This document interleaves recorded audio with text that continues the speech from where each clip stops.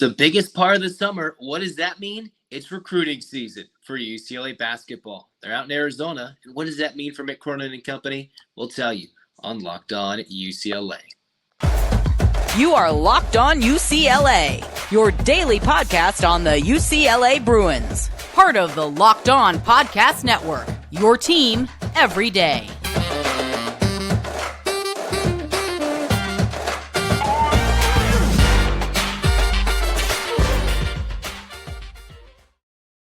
Welcome, everybody, to the Locked On UCLA podcast. I'm your host, Zach Anderson-Yoxsimer. Thanks for making this your first listen each and every day. It's free wherever you get your podcasts. It's available on Spotify. You can just find it wherever. Apple Podcasts. Just click subscribe and leave a rating. And you can also watch, if you're doing so right now, on YouTube. So subscribe and comment and join the fun.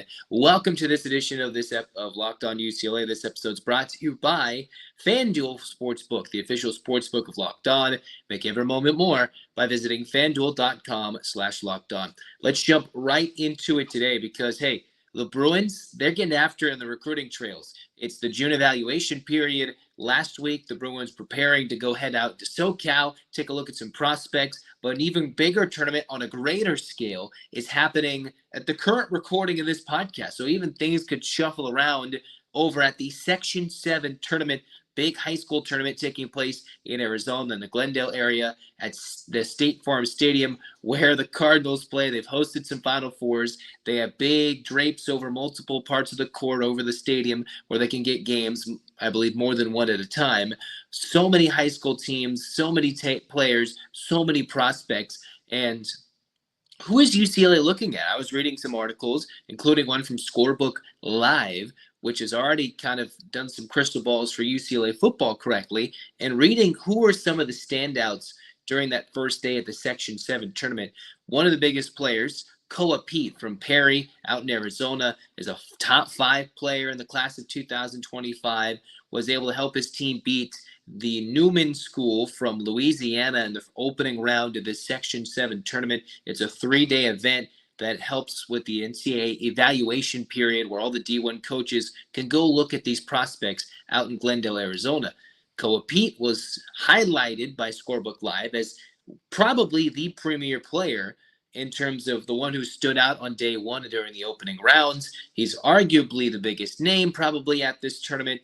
And who are a couple of the coaches that were highlighted as being there, right? You have Arizona State coach Bobby Hurley. You had assistants from Arizona, North Carolina, Texas, Michigan. Well, you probably had the rest of those staffs sprinkled elsewhere. And then one coach who was listed first, UCLA head coach Mick Cronin, checking out Koa Pete, who is hailing from Gilbert, Arizona, class of 25. Depending on the 24/7 sports composite, he is easily the number 1 player in Arizona, and he is the number 3 national product and number 3 power forward in this class of 25. And while Mick Cronin, we've talked about this, has completely shifted a lot of his recruiting focus going to the international sides, it is good to see whether he's just making his face seen in public. Hey, we still love the domestic products in terms of high school basketball recruits, but Koa Pete, a big power forward who's been offered or been looked at by the Arizonas, Arizona States, all those.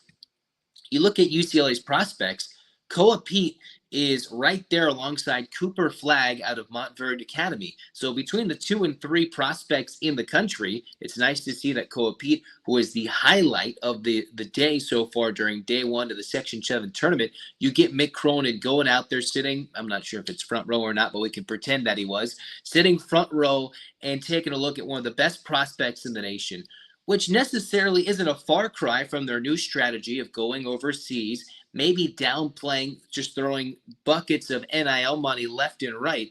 But I think you have to be relieved as a UCLA fan.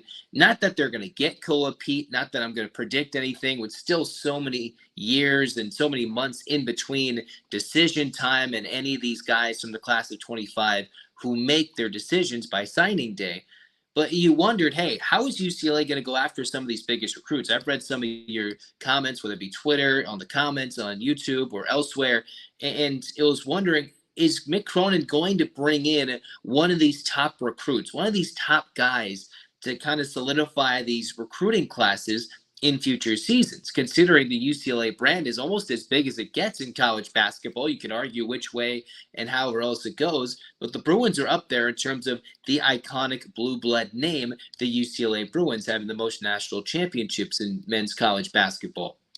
So Koa Pete from Perry, his team. Koa Pete, he was a standout, was able to showcase his jump shot, a nice floater, the ability to pass it to his open teammates. So that's a guy that Mick Cronin was sitting front and center to go look. And it's nice to see that he was noted being sitting there because you wonder, all right, if it's an assistant coach, you believe Samovic and all these other coaches are all looking different places to go after these recruits during the evaluation period.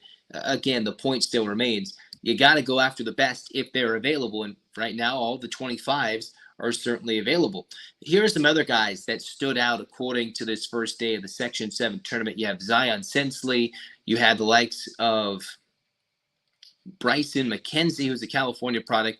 Brody Kozlakowski, who is from Utah. And then you had Sabian Kane, another Arizona product, who is a part of a team in Arizona, blowing out a team from a high school team from California, St. Joseph in California. So while Koa Pete is arguably the biggest name, the Bruins are looking after these other recruits. You have to see, are the Bruins going to go after those top guys that were listed there? So far, no offers for those other guys in terms of UCLA looking at them, but Koa Pete, a big name that they're looking at.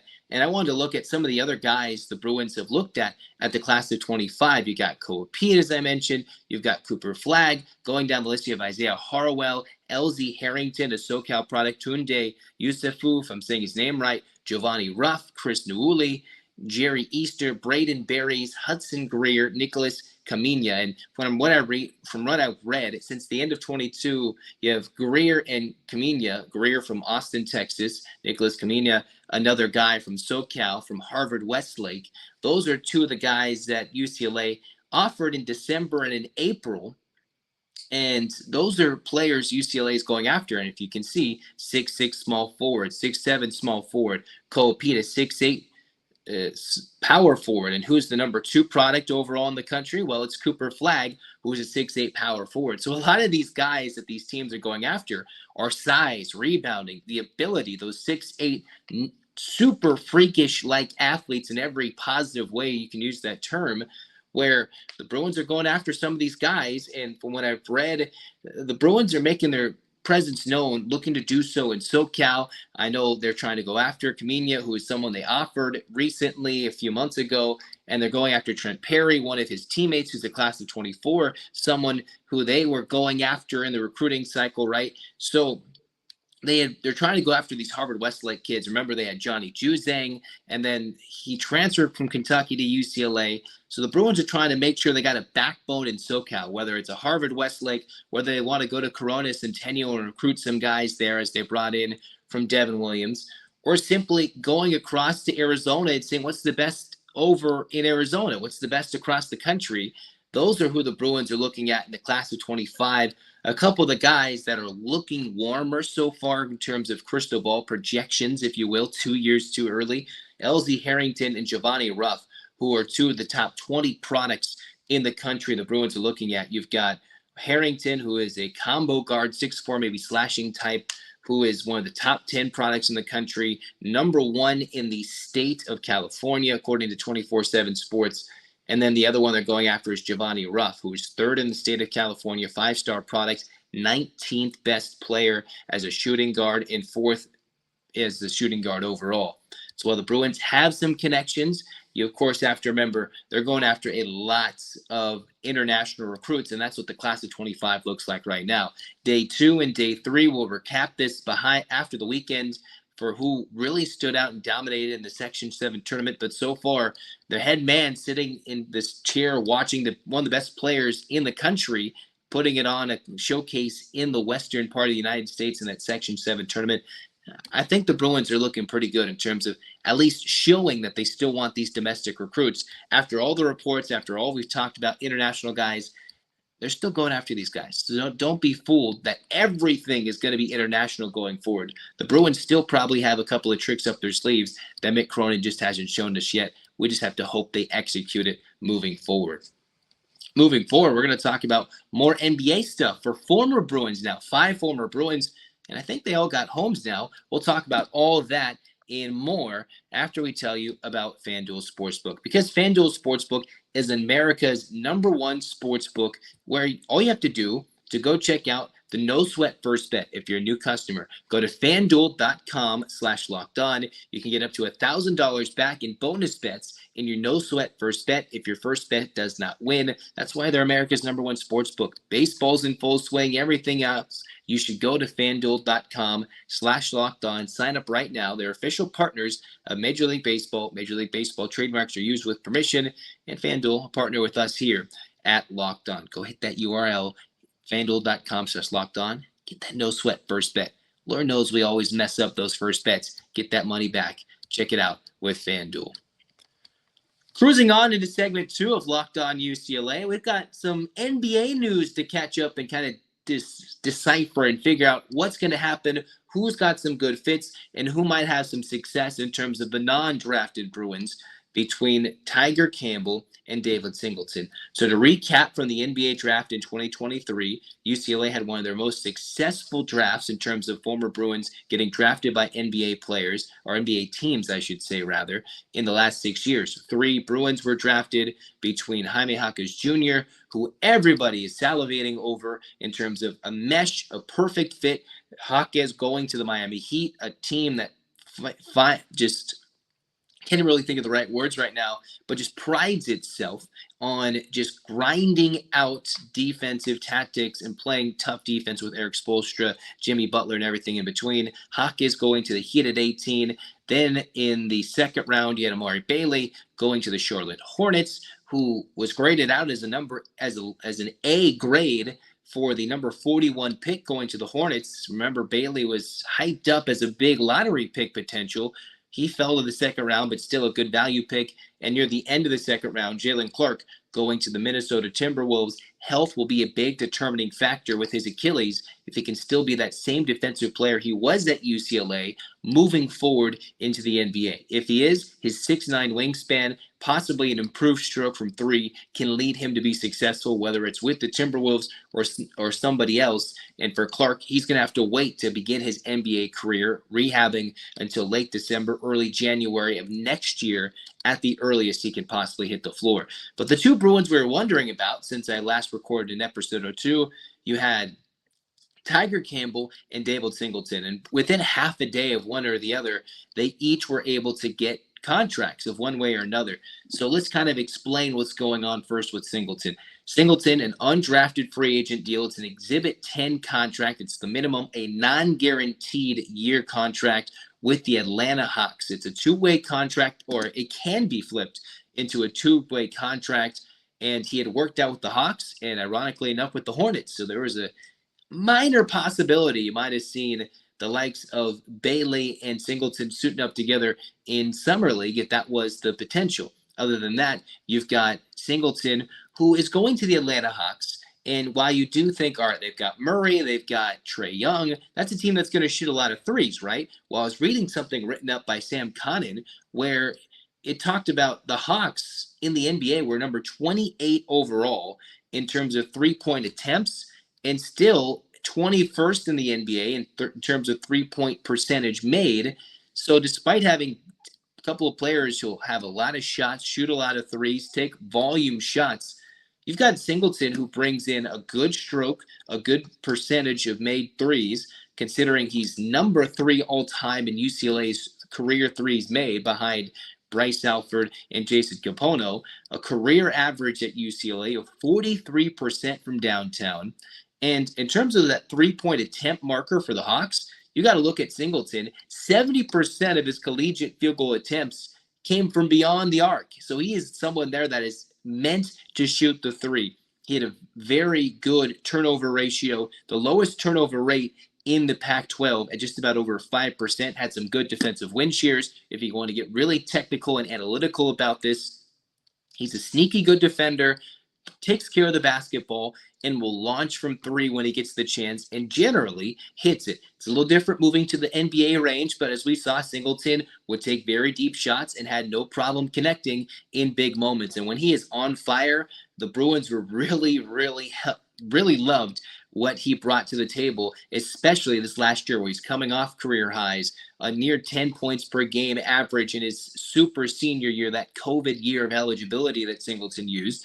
So based on the numbers, working out with a couple of NBA teams, it's going to be up to this summer development for Singleton. And can he hit enough threes in the summer and these workouts, in these preseason games, if he's able to get there and maybe earn his way onto a roster by dominating from downtown? That is the way he'll make it, because the Hawks, as much as you don't realize, I didn't even realize it until I researched it, that might be a sneaky good fit for a team that is in desperation of some good three-point shooting, would probably come off the bench base case scenario, and it's up to him to hit threes at the early part of his career, and that can earn him some contracts moving forward. Is that the case? Is Singleton that typical NBA-ready body with the three-point shot, 3-and-D type guy that can make an impact for a team? Certainly. I just don't know if he's the man for the Hawks. I hope so. I want to believe so. He's got that three-point stroke, but we'll find out how it all plays out. Last but not least, the floor general for UCLA over the last few seasons, for a long time, since 2018. Remember, Singleton was there before Mick Cronin. So was Tiger Campbell, but he had that ACL injury, and he stayed for 5 years, playing 4 years as a UCLA Bruin. Campbell, late, I believe either the Friday, June 23rd, or sometime in the middle of the day, depending what time zone you're in, was able to get a summer league contract with the Orlando Magic. So one might think, all right, Tiger Campbell doesn't have the best shot of making an NBA run, right? You've got someone who doesn't have the best jumper necessarily, even though his numbers improved. You've got the likes of someone who's a little undersized, and can he play defense at the NBA level? Now, those are all questions, right? But he made a summer league contract going to the Orlando Magic, and for all intents and purposes, we're going to take a look one more second here, but this is an opportunity for him to earn maybe some money, obviously make some money, but earn some spot on the NBA roster, right? So he's going to have to deal with some log jam of space in front of him in terms of the guard position. In Summer League in Vegas, it's from July 7th to the 17th. Whether he gets a two-way or a G League contract, remember Johnny Juzang was an undrafted free agent before getting pulled up and playing for the Jazz quite a bit. Jules Bernard shifted teams in the middle of the G League season for the two Bruins, bouncing around in the NBA and the pro ranks last year. So for Campbell, he was at the Portsmouth Invitational Tournament, went to the G League Elite Camp, listed at 5'11", worked out for 6 teams between the Clippers, the Lakers, the Charlotte Hornets, the Hawks, the Pacers, and the Wizards. And yet, despite all those individual workouts, it was the Orlando Magic who said, you know what, we want you to come out over here and see what happens during Summer League as they fill out their Summer League roster. So where is he going to fit in? There's Markelle Fultz. You've got Cole Anthony, Jalen Suggs, the Magic, who were able to pick Anthony Black from Arkansas, the 6th overall pick, another guard. Although from reading from this article right here, another one by Sam Condon, Suggs and Anthony, maybe they're going to trade those guys and let Anthony Black run the show.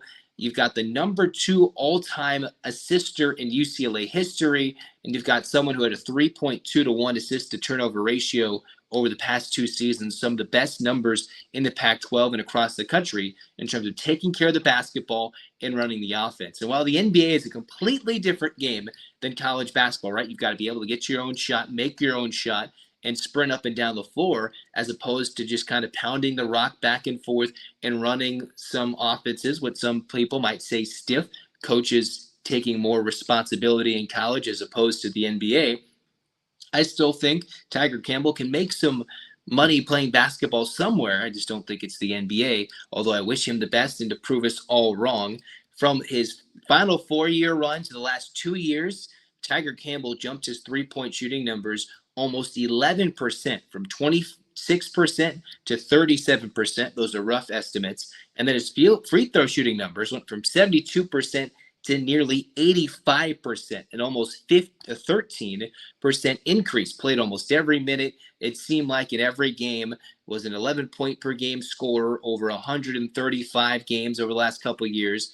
Pac-12 first-team player of the last few years of his career. So he's got those veteran accolades that make him a candidate to make some money playing basketball. And he's got that opportunity, which most importantly means the 5 Bruins who are looking to play pro basketball that moved on between Jaquez, Bailey, Clark, Singleton, and Campbell, they have all somewhat inked NBA deals, whether you're a first-round pick, second-round pick, that Exhibit 10 contract all the way down to the Summer League deal. Who's got the best situation? Well, Jaquez has got that best case scenario. How patient teams are with Clark, that's going to be, or the T-Wolves will be with Clark. That'll be important to see how he recovers. Bailey, that's a value pick. We think that could potentially work. I think that could work in the Hornets system or somewhere in the NBA if he's given time to develop some more. And then Singleton, it could be a perfect marriage with him and the Atlanta Hawks if he hits some threes during the summertime. And then you've got Campbell, who's just trying to flash him some pizzazz during Summer League and earn himself a roster spot. That's your UCLA NBA draft update. All the players from top to bottom coming in and getting some sort of NBA action, even if it's in the Summer League. You just got to congratulate them, because even if it's the smallest of steps, they're making their dreams come true here in and here out. And for the Bruins, you got to believe, hey, they got a lot to replace, considering all these guys are getting looked at, whether it's for a moment or as first-round pick Jaime Jaquez Jr. might say, for a long time. They're getting their looks, and we got to celebrate them. So UCLA fans, get your hands up, get your hands together for the end of Locked On UCLA for that 8 clap. Monday, we'll recap the Section 7 tournament some more out in Glendale, Arizona. Does Mick Cronin have his eyes on anybody else? Will there be some sneaky dominant player that comes out of nowhere to win that tournament for his high school team? We'll talk about all that and more on the Monday episode of Locked On UCLA, June 26th. Get your hands together. 8 clap time, baby. And 1, 2, 3, 4, 5, 6, 7, 8. UCLA. UCLA fight, fight, fight. This has been Locked On UCLA. Go Bruins.